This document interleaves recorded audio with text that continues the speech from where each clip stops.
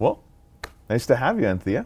Thanks for having me. I appreciate the opportunity to be here. It's awesome. For the record, let's talk your name and your company and maybe a little bit about it. Sure. So I'm Anthea Sargeaunt. My company is 2S Water. We have developed a sensor that detects metals in water in real time.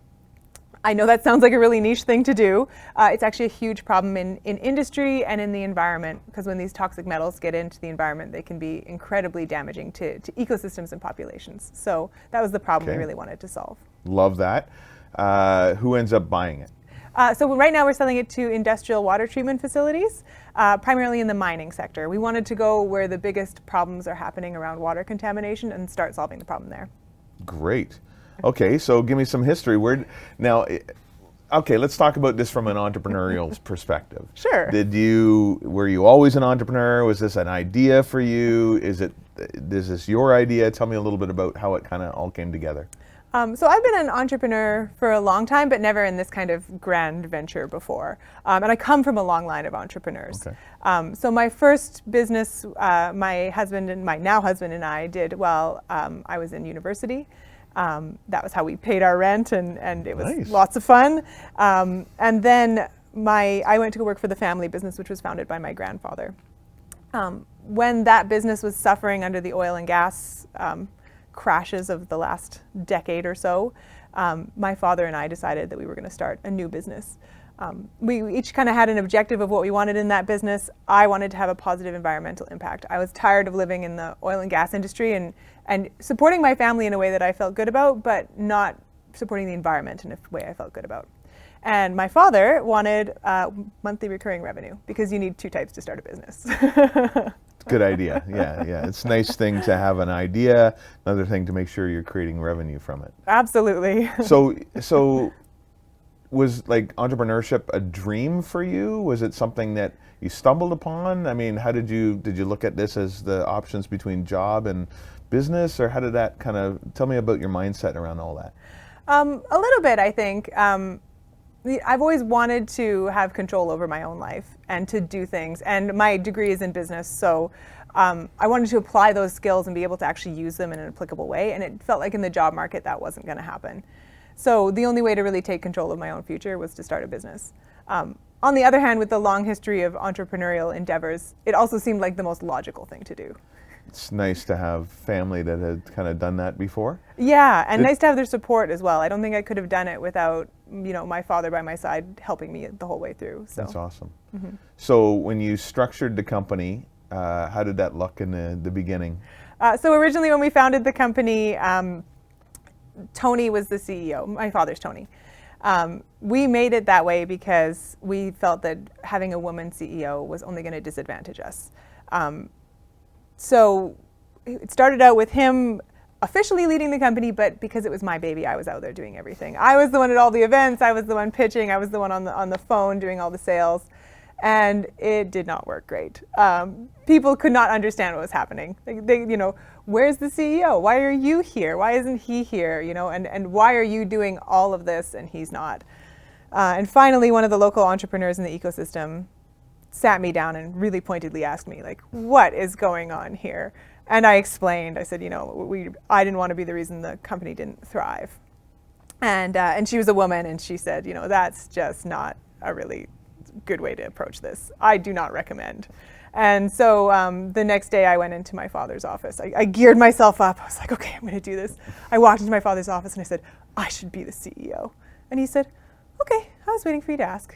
And that was it. We switched it over. So, and it's worked so much better since then, because that confusion is gone, and we've been able to move him into roles that he's happier with instead of kind of shoehorning him into that role. And I've been able to really step in and do the things that I wanted to do in the CEO role. So, is that role, I mean, you took it on fairly naturally. I mean, you did the work, you went around and you did the phone calls, you did the sales calls and all that kind of stuff. Is that something you find you're comfortable with, or have always been comfortable with, or how does that look? I've kind of come to the theory that if I'm comfortable, I'm not really doing the right thing. Okay. I'm probably not pushing myself hard enough. I'm not pushing the company hard enough. When I feel like, when I wake up in the morning and I'm like, I have something to do and I don't want to do it, that's when I know I'm doing the right thing. Like when I don't want to pick up that phone and do that cold call, when I don't want to sit down and negotiate with that investor, that means I'm pushing myself and I'm challenging and I'm growing. So that's exactly where I want to be. I love it. Can we go into detail on that? Tell me what that feels like, what kind of is going through your mind, what, kind of, because I think a lot of people struggle with this. This is, I believe that our comfort zone is kind of a limiting factor to a degree. And when we stretch the comfort zone, that's where all the good things are, right? But in the moments that that's happening, like that, knowing that you have to pick up the phone, tell me maybe a little bit about what your mindset feels like and what it looks like to you. Well, I think nobody enjoys that moment. Nobody enjoys the moment when you have to do the thing that you have geared yourself up to not want to do. But the moment after, that's what I live for. That moment when I go, I didn't want to do it, I did it, and look how it turned out. So many times it's worked out fantastically. It's been the opportunity I needed.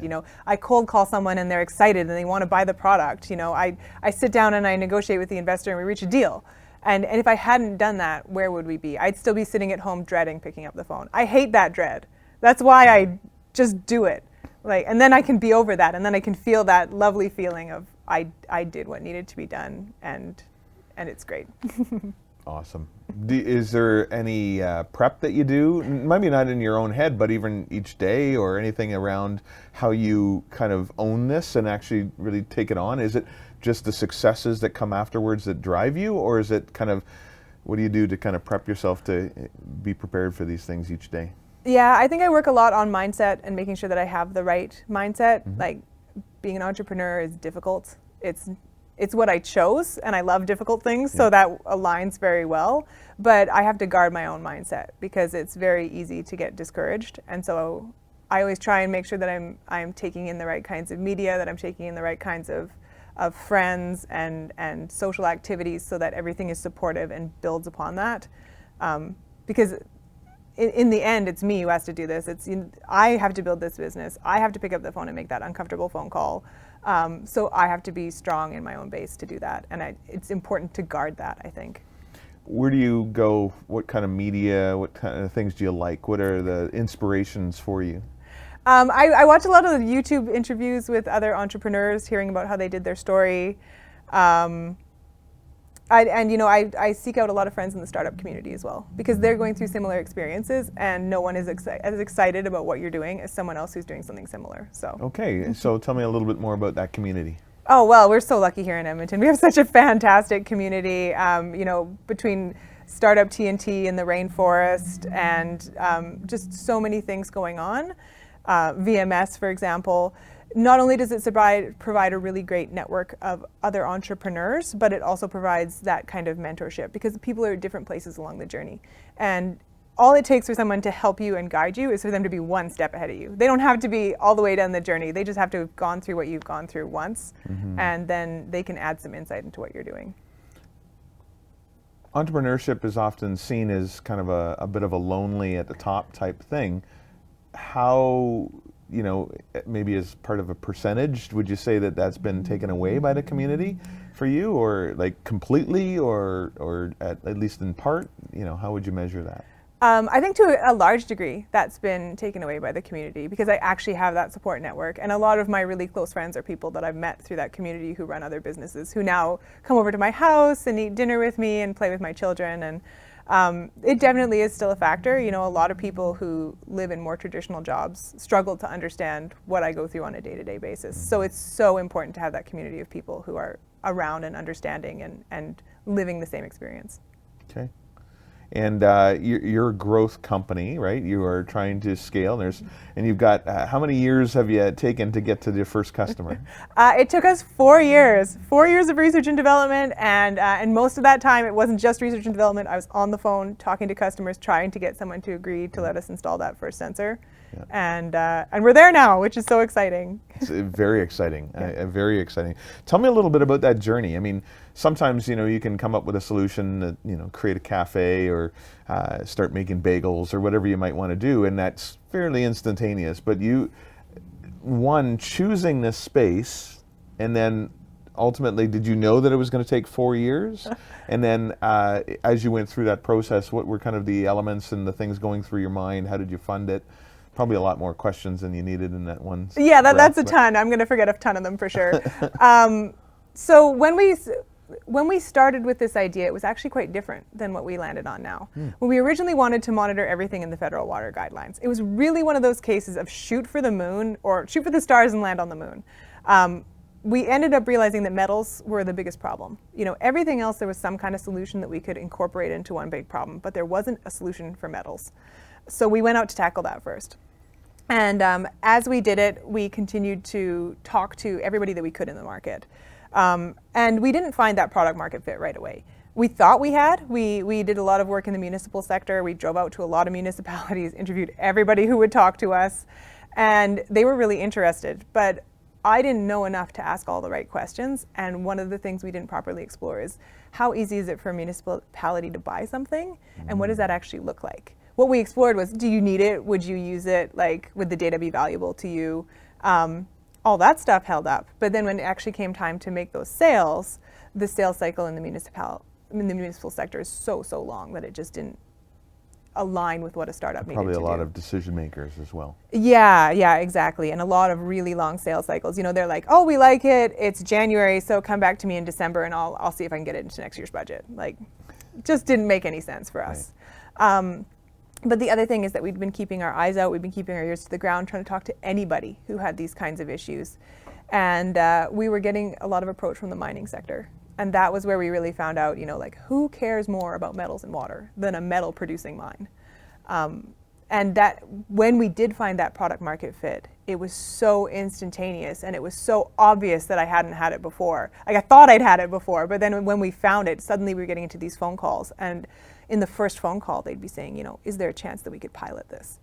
And that never happened in the municipal sector. Right. And so that was, you know, we just dug in deeper and deeper and deeper into that market. And, you know, that was right when COVID hit that we were kind of doing that switch.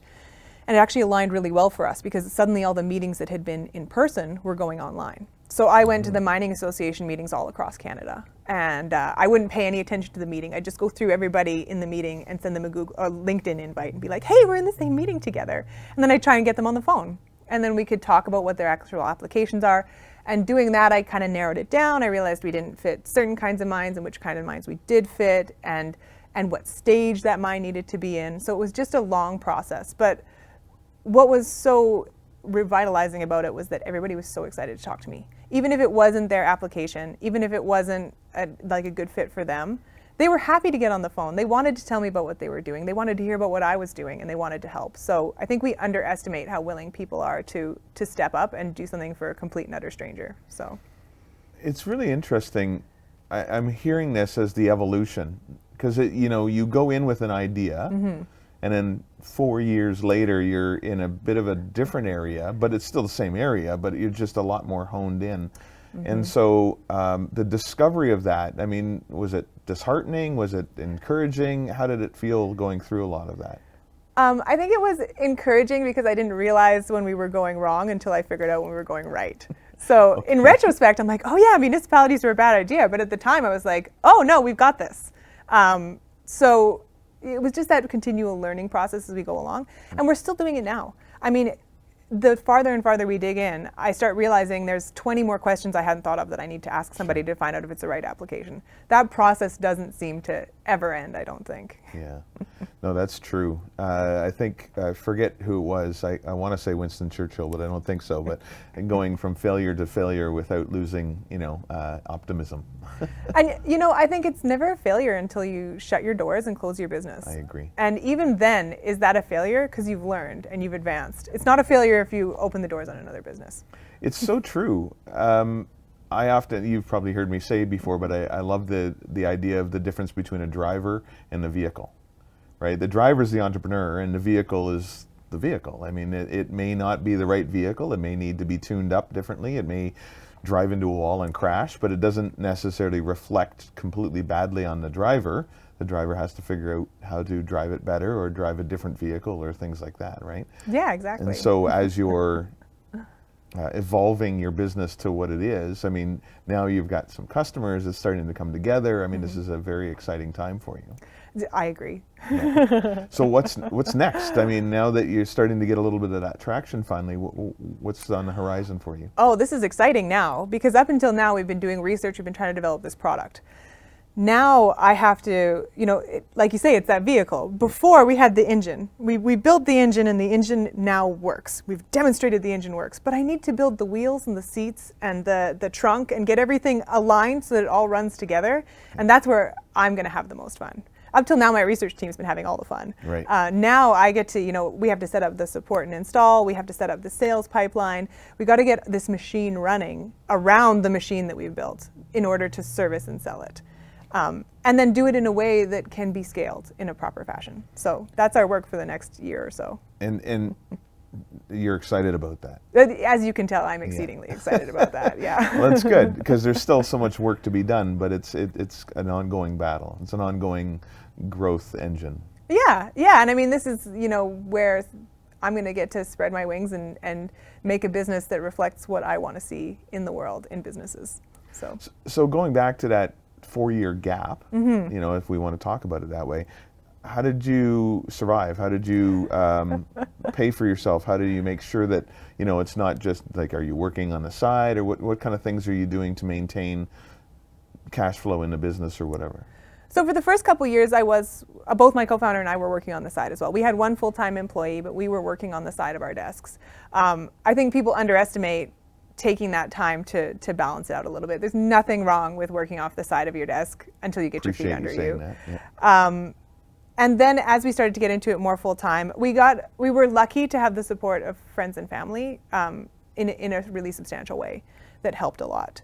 Awesome. And that's part of why I'm exceedingly grateful to my father. His network of friends happened to be more liquid than my network of friends. Sure. And they were of great support to us. And we're also highly advantaged here in Canada in terms of grant funding. So I spent a lot of that time learning how to write grants, learning how to work how to work within the system. Yes. In order to get grant funding when it made sense. And that's been a huge, huge supporting factor for us here. So very good. And do you have investment as well? We are actually kind of launching our first external investment round now. We're still we're in the late stages of negotiation, so I'm expecting to kind of close that hopefully in the next month or two here. Exciting. Yeah, very exciting. So in this, I mean, you talked a little bit about that evolution. Have you had any, what you might call, looking back on your career as an entrepreneur, any massive missteps? Anything that's really kind of thrown a loop for you, and how you had to kind of last minute shuffle around and try to make it work? I'm sure there have been tons, absolutely tons. If you're not making mistakes, you're not trying hard enough. True. But I think, in terms of like a recent one that we went through, this funding round has been a huge number of missteps. Oh yeah? Yeah. Okay, tell me. I've learned from all of them. I've learned so much from all of them. Tell me what you're allowed to tell me. Yeah. So we originally started this fundraise probably in September. And when I say we started, that's when we started getting offers. We kind of crossed this line where we became investable as we brought in our first real revenue.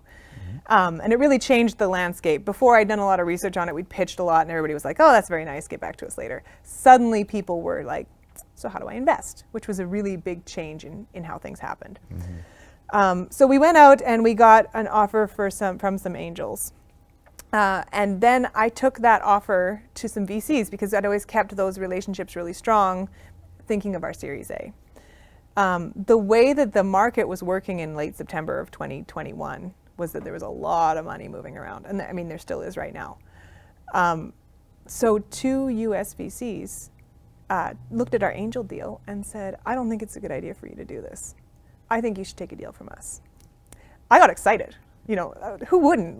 Sure. That's awesome. They're going to come in, they're going to bring a lot of money, a lot of support. Yeah. Both those VCs had good water market experience. They were both very nice. Like, one group had been putting a lot of time into us, a lot of effort, like really had indicated that they might be good partners going forward. Mm-hmm. And when the term sheets arrived, it wasn't a good stage fit. It didn't make any sense.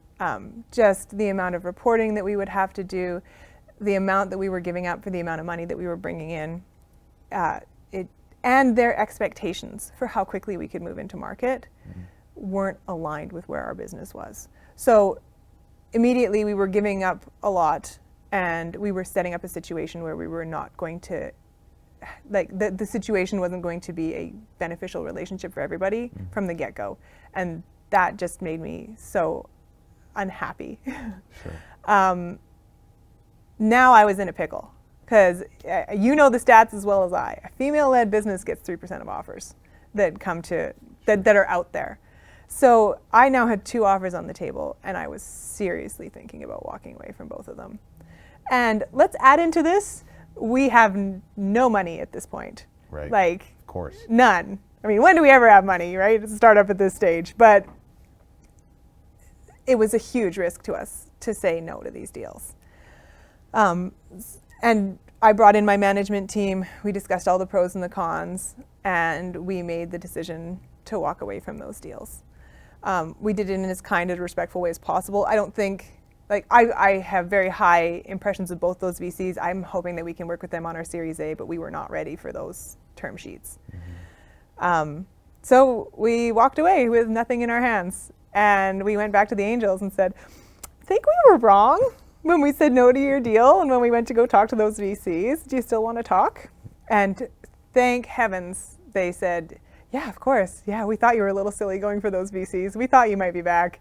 And they didn't try and punish us for it or change the terms of the deal. They just reopened negotiations where they were. Great. And we're so eternally grateful for that. And I've learned so incredibly much. I have studied the theory of business deals. You can't get this far along without being run through like 27 different courses on business deals. Sure.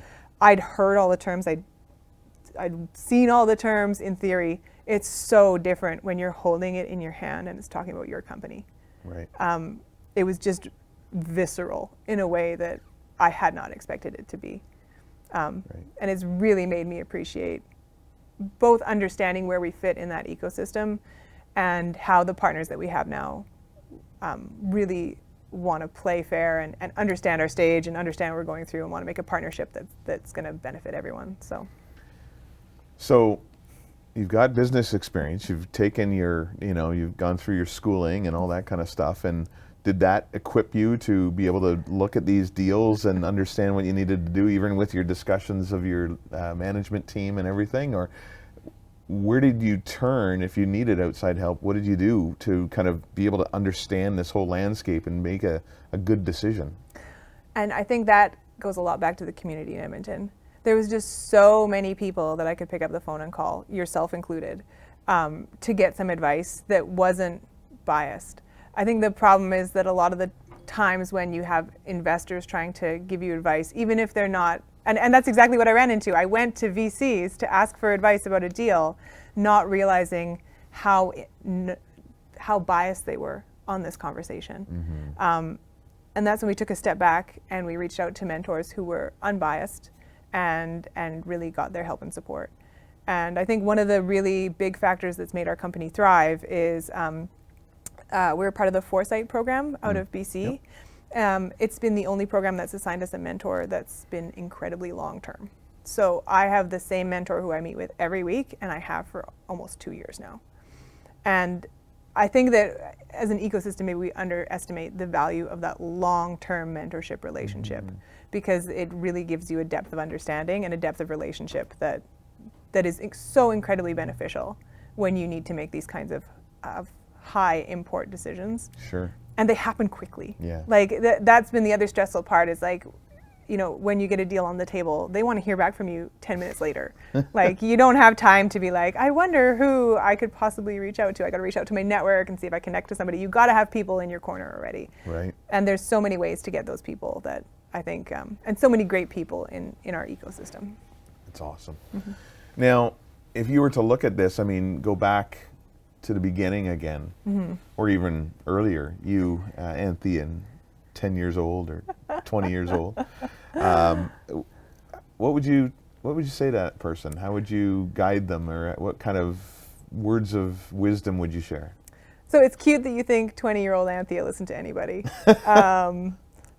I think something that I am still struggling with today, and I wish that I could have started the journey a little earlier on, is just understanding how much I am like a competent professional who can do this job. I'm not, you get so caught up in your gender or your role in life, or, for me, it's been a lot working with my father. I've always been, in that kind of structured relationship already. Everybody in the office was decades older than me. It's taken me a long time, and it's still a journey that I'm taking to understand that I'm competent. I can do this. I'm good at this.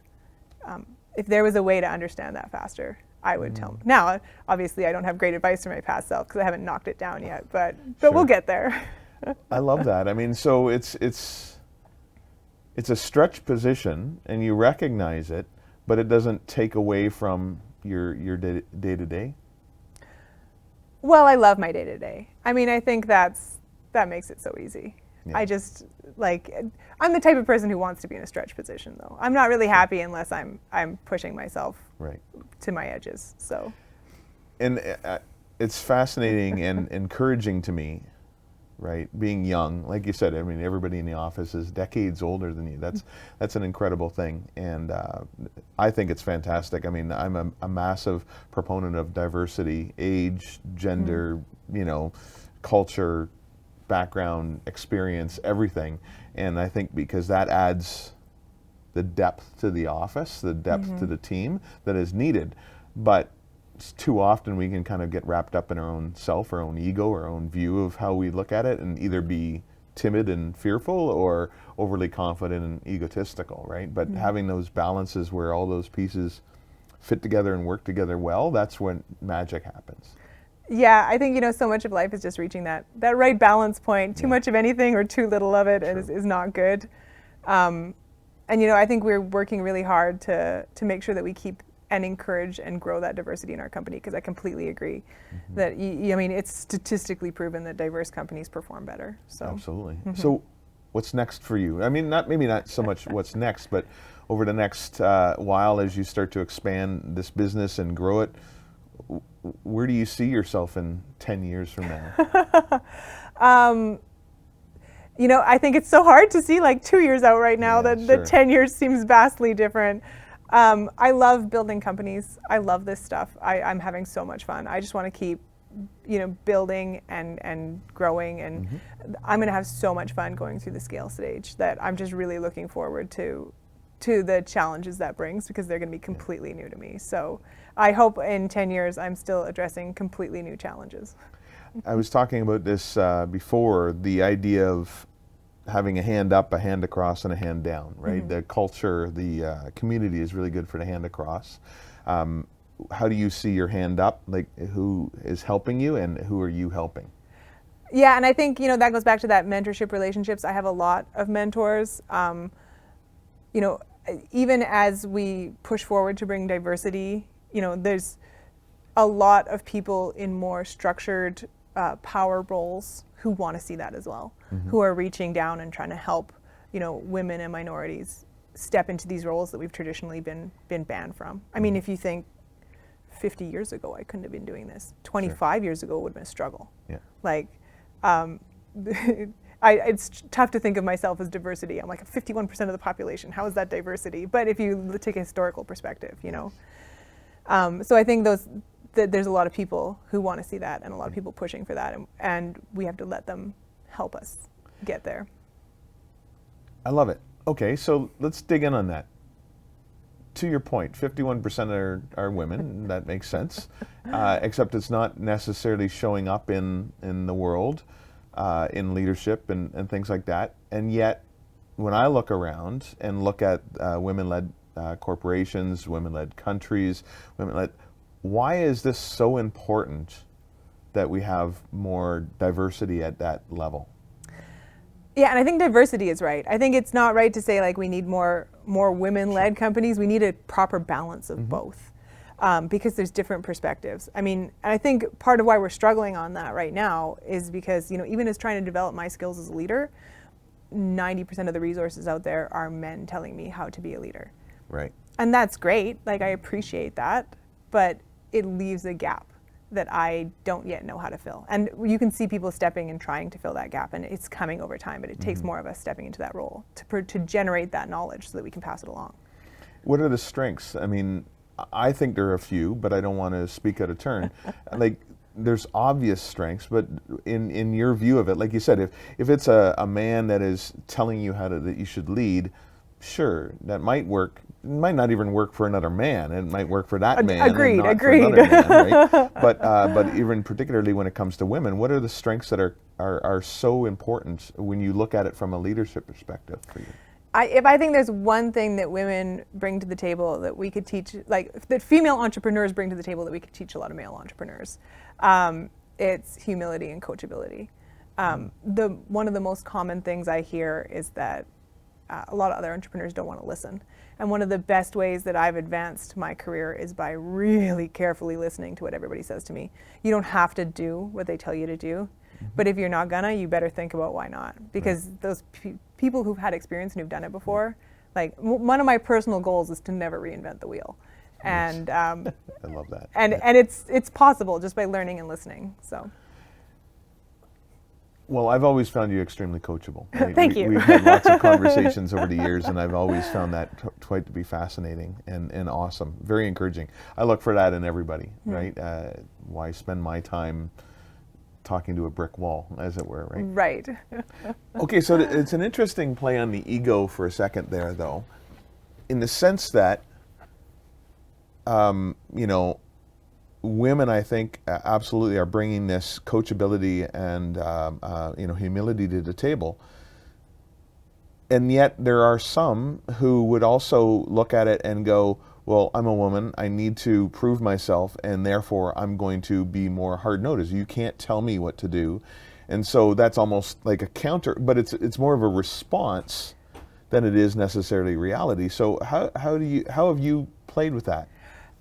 And I think we've already kind of seen that a little bit. Because what did I say? We bring humility to the table. But what did I also say? I have trouble stepping into my own power. Sure. Like, it goes hand in hand. It's a difficult balance. And that's one thing that I think a lot of women can maybe learn from male entrepreneurs, is that we can be strong and powerful, even when we're young.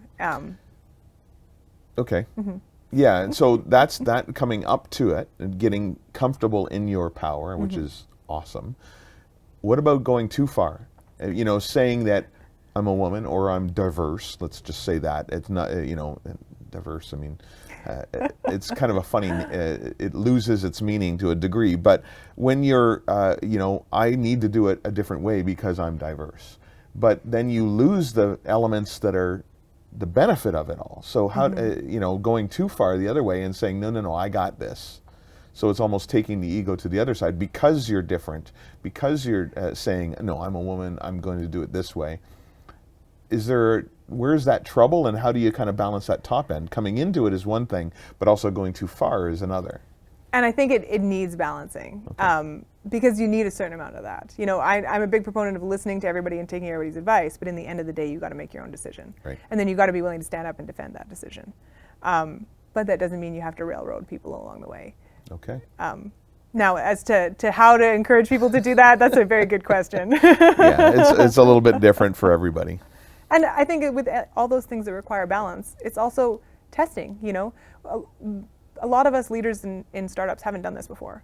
There's only one way to figure it out, and that's try it and see what works and see what doesn't, and find that niche where your leadership style makes you happy, where it makes your employees happy, and where you're successful. And it's not going to be like anybody else's. It's going to be yours. And the only way to get there is to make a hypothesis, test it, pay attention to the data that comes back, and refine your hypothesis. So I think the other thing that generally women founders, women leaders bring to the table is a much better understanding of empathy.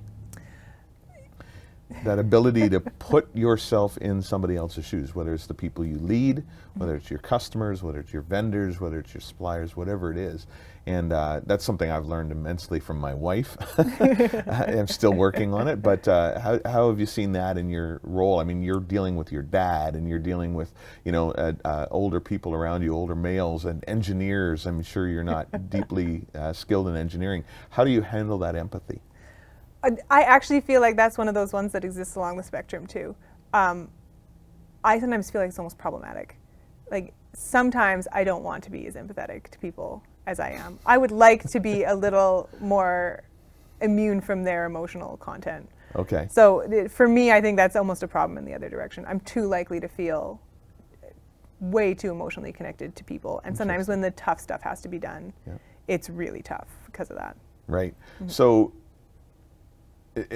not to rat on anybody in the company, so maybe just in general, because I think that that's a real interesting line, because it's, there's this emotional connection, this a way to be empathetic, and at the same time, a lot of the challenge comes from this other side's ego, right? And it kind of blasts you in your face, and it's like, well, okay, now I've got to lead. So is there a way that you can talk about that, dealing with that? Because that's the biggest issue, I think, in being empathetic. You can be empathetic, but you can't just roll over. Right, yeah, exactly. You gotta draw a line in the sand and defend it. And I think to a certain degree it's been helpful that I work with my father. I actually work with my brother as well. Oh, he's nice. part of our team as well. That's great. And I'm the youngest in the family, and I'm the leader of the team. Yeah. But these are people that I've been in conflict with my entire life. Like, we got fighting down years ago, so we can have those really productive disagreements. I'm not worried about hurting emotions of my leadership team because we know each other so deeply well. That's great. And that, I think, is really, really beneficial. It's going to be a risk as we go because we're likely to think alike. And I'm really cognizant of that fact, that we've all, come from a similar background because we're a family. So it's important to me as we grow that we start bringing in alternative perspectives. But when I bring them in, I want to maintain that kind of functional disagreement environment where somebody can say, like, no, you are completely wrong. But at the end of the meeting, we go, okay, well, we've agreed that this is the path we're going to take. Love that.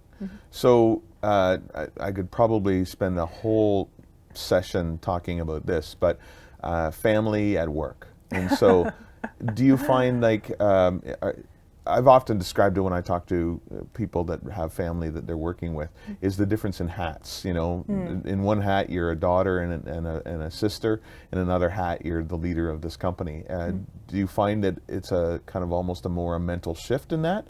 Because when you leave work, you're now a slightly different role. How do you handle those two roles? It really does feel like hats. Yeah. Like, we're either talking work or we're not. And like, we can switch very quickly, but that dynamic of who's in charge switches just as quickly as well. So I think it just has to be handled in a very fluid sense. Was it talked about? No. It just happened that way? It just developed organically that way. But I think, it helps coming from a family business. So my father and I have been working together for 15 years. My brother's been in and out of that over time. So it's always been kind of a dynamic where business and family were intermingled together, and they were all part of the same kind of equation. It's a different dynamic now that I'm in charge, and obviously the youngest being in the lead of the family. But how wonderful will it be to secure not my future, but my whole family's future when we succeed at this? So. Well, I'm just going to drop it right there and leave it. So that's awesome. Thank you. So Anthea, how do folks find you? How do folks reach out to you? How would you like them to relate to you? Sure. Well, I'm on LinkedIn. Add me on there. If you go to 2swater.com and you go to like the form where you reach in, that goes to my email. Okay. So that's the trick, is just send a form to the website, and I personally will reply to you. Nice. And I would love to help out. I mean, like what you said about reaching up and reaching down. Tons of people have helped me get to where I am. I'm not done the journey, but there's lots I can do to help people who are on the same path as me. And if there's any way that I can help someone, I'm there. I want to do it. So please, I want the audience to reach out. Perfect. Well, we'll try to make sure they do that. Well, thanks, Anthea. It's really great having you today. Thank you for having me. It's been a pleasure.